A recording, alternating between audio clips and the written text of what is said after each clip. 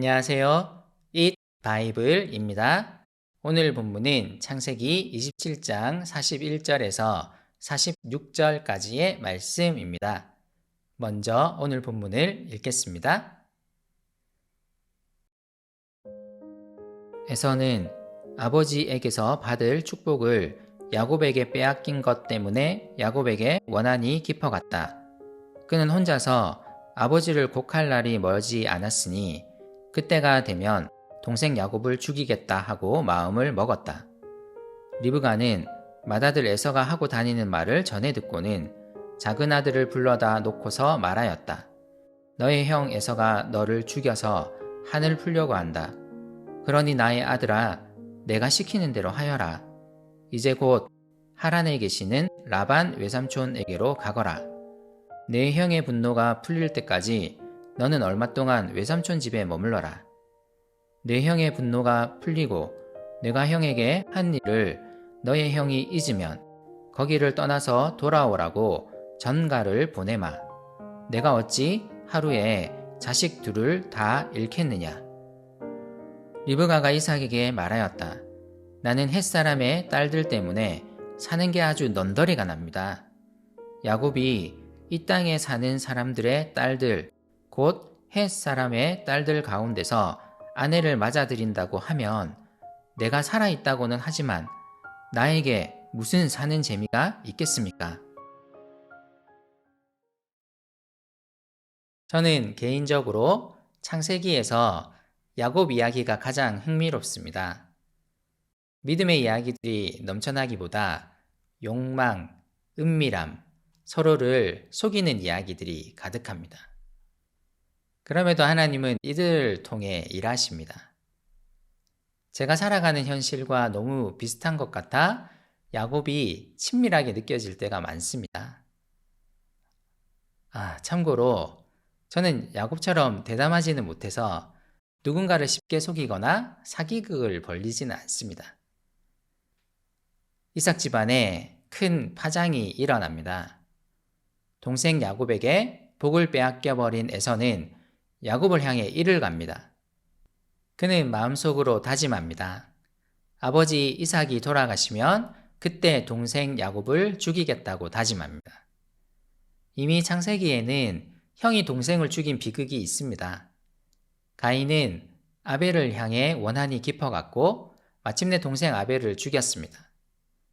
이 비극이 다시 재현될 것 같은 분위기가 조성되고 있습니다. 하지만 에서의 생각은 은밀하지는 않았습니다.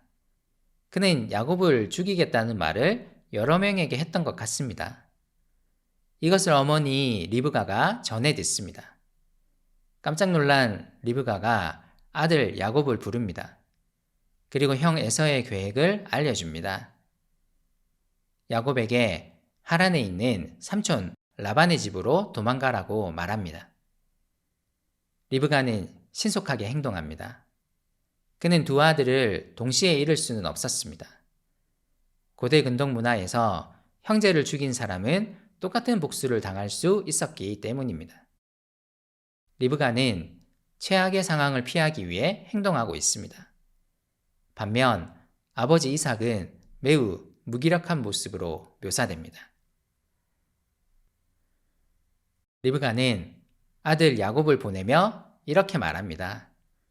내 형의 분노가 풀리고 내가 형에게 한 일을 너의 형이 잊으면 거기를 떠나서 돌아오라고 전가를 보내마.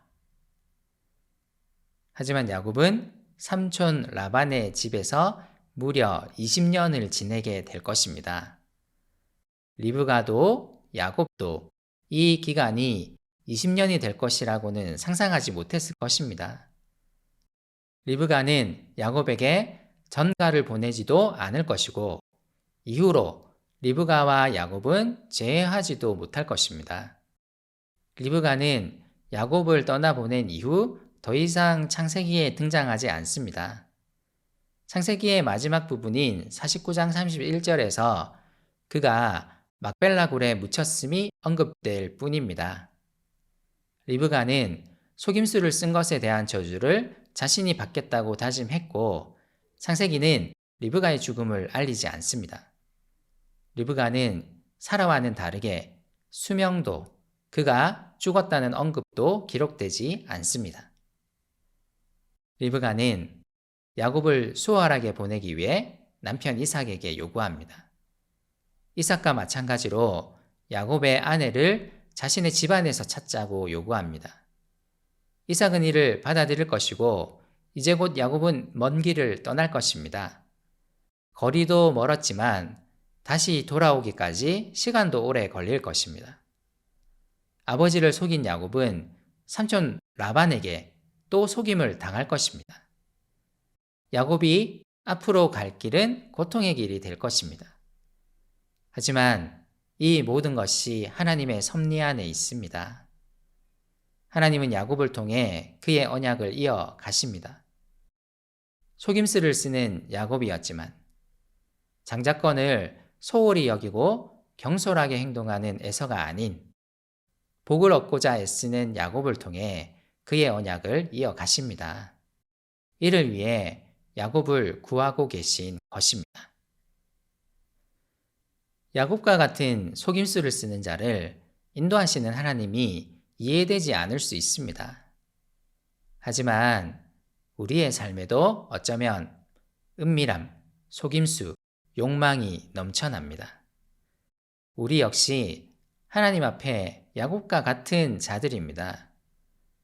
그럼에도 하나님은 우리를 통해 그의 언약, 그의 말씀을 이루어 가십니다. 야곱을 연단시키기 위해 먼 길을 떠나게 하십니다. 오늘 우리 역시 그분 안에서 다듬어져 가는 중이라고 저는 생각합니다. 연약하고 부족한 우리를 여전히 인도하실 하나님을 신뢰하며 그분이 이끄는 훈련의 과정 가운데 성숙해 가기를 소망했으면 좋겠습니다.